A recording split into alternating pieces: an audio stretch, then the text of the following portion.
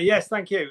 I haven't been involved in the case now for a few years, but whilst I was in the European Parliament, we had issues with both India and Pakistan because both of them had de facto moratoriums on the death penalty. In one sense, I was getting involved, the first speaker on the Mr. Halperin on the issue, the principle of the death penalty. But more importantly, in this case, I was getting involved because I was the spokesperson for my political group on South Asia, particularly, and we had a lot of issues regarding Kashmir.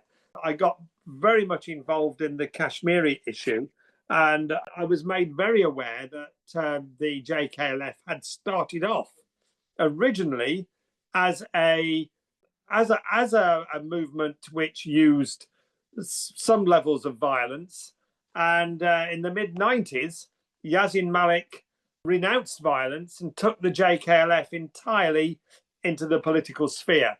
Now, the fact that no charges were brought at that time is a very strong indicator that I think it was Manmohan Singh was the Prime Minister of India at the time. That it's a very strong indicator that there was a deal done that brought the JKLF in from being an organisation both political and as a militia into a purely political, non-violent organisation. Now, we've seen that happen in many different situations in the world, and it is extremely unhelpful for such movements where they are brought into the political sphere, renounce violence for those deals not to hold.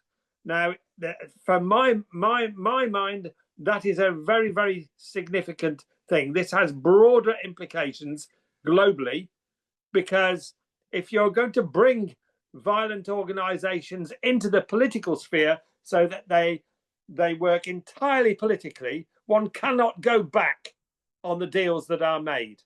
And we are 30 years down the line now, 30 years of JKLF being a purely political organization with a non-violent. It is a separatist organization. I think there's no doubt about that. I have no problem with that. And but it is working with non-violent means, and it basically undermines all efforts across the world to resolve other conflicts if you cannot be absolutely certain that the deals are going to hold. I know that I've already been involved a few years ago, back in I think 2019 or 20, at the beginning of this situation. I was also involved back in 2013-14.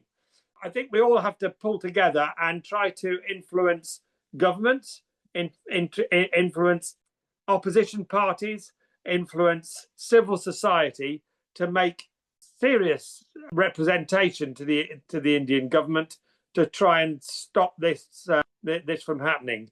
And I agree with the professor from the origin that this is a barbaric retrograde step, taking up the death penalty again in any case.